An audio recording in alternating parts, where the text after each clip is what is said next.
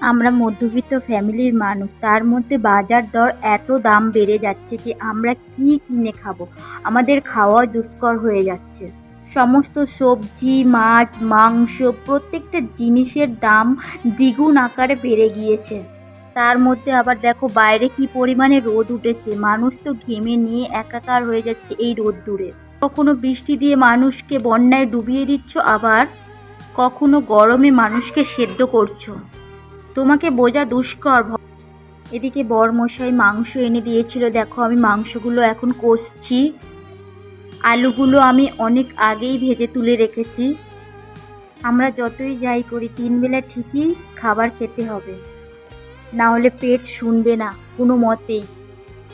এত কিছুর মধ্যেও রেশন থেকে রেশনের চালটা ধরে অনেক মধ্যবিত্ত ফ্যামিলির অনেক উপকার হয়েছে, এখনও উপকার হচ্ছে। সত্যি রেশনের চালটা দিয়েছিল বলে এ যাত্রায় আমরা আপাতত কিছু খেতে পাই আর না পাই, অন্তত ভাত ফুটিয়ে খেতে পারবো। এদিকে আমি আলু পেঁপে ভেজে রেখে দিয়েছি, আর এই যে আলুটা দেখছো এটা খারাপ আলু বেরিয়েছে, ওই জন্য ছোটো করে কেটে ভেজে নিয়েছি। ফেলে দেওয়ার থেকে ভেজে নেওয়া ভালো। তাছাড়াও বাজার দরের এত পরিমাণে দাম চলে আসছে, সত্যি হয়তো এবার শুধু শুধু ভাত ফুটিয়েই খেতে হবে, কারণ কোনো কিছু কিনে খাওয়া দুষ্কর। আমার মাংসগুলো প্রায় কষা হয়ে এসেছে, আমি অনেকক্ষণ ধরেই কষছি। মাংসর গা থেকে তেলও ছেড়ে দিয়েছে, দেখো কি সুন্দর কালার এসেছে।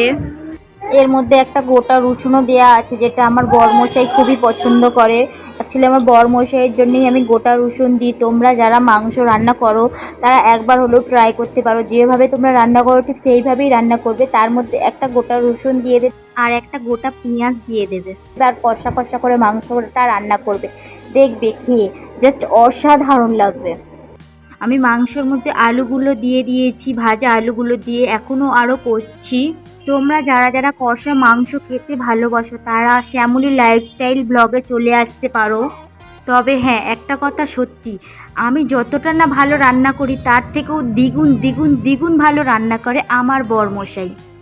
ও তো সব কিছুই রান্না করতে পারে আর অসাধারণ রান্না হয়। এদিকে আমি ডাল সেদ্ধ চাপিয়ে দিয়েছি, ডাল থেকে দেখো কত গেঁজা উঠছে।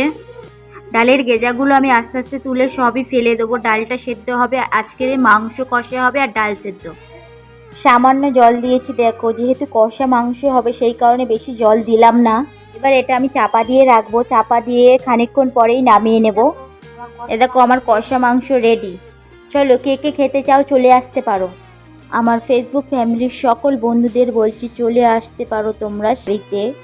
আমার ভিডিওটা যারা শেষ পর্যন্ত দেখেছো তাদের কাছে অসংখ্য ধন্যবাদ।